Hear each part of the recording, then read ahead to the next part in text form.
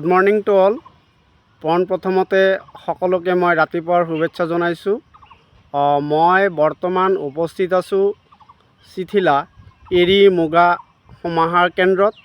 আপোনালোকে যে ইয়াত সৰু সৰু গছবিলাক দেখা পাইছে, এই গছবিলাকক চম গছ বুলি কোৱা হয় আৰু এই গছবিলাক এটা সময়ত কাটি দিয়া হয়, কাৰণ ইয়াত যেতিয়া যিটো পলুটো এৰি দিয়া হয়, এৰি দিয়াৰ পিছত তেওঁলোকে এই গছৰ পাতবিলাক খায়।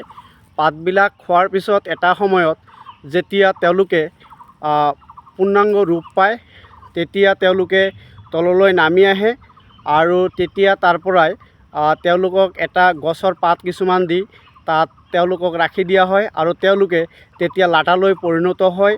আৰু পৰিণত হোৱাৰ পিছত এইবিলাক লাটাবিলাক ৰ'দত শুকুৱাই ইয়াক কি কৰা হয়, বাহিৰলৈ ৰপ্তানি কৰা হয় আৰু ইয়াৰ পৰা সূতা উৎপন্ন হয় আৰু এই সূতাৰ পৰাই কাপোৰ, এৰী মুগাৰ যিটো কাপোৰ সেইটো তৈৰি হয়।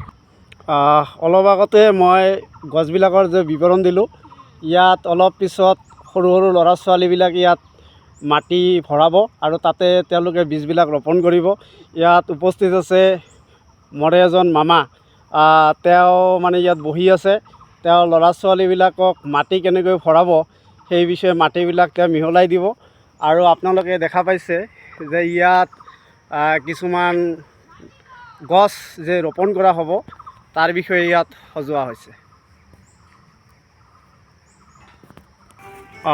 মই বৰ্তমান অলপ আগতে দেখুওৱা যিখন ভিডিঅ' আপোনালোকৰ শ্বেয়াৰ কৰিম, আৰু তাতে আপোনালোকে দেখা পাইছে যিহেতু গৰমৰ বন্ধ, এই গৰমৰ বন্ধত ল'ৰা ছোৱালীবিলাক যিহেতু স্কুল বন্ধ, তেওঁলোকৰ কিতাপ পত্ৰ কিনাৰ কাৰণে যাতে অলপ পইচা হয়, সেইকাৰণে তেওঁলোকে ইয়াত মানে গছবিলাক যে ৰোপণ কৰিব, তাৰ কাৰণে তেওঁলোকে ইয়াত প্লাষ্টিকত তেওঁলোকে সাৰ মাটিবিলাক ভৰাই আছে।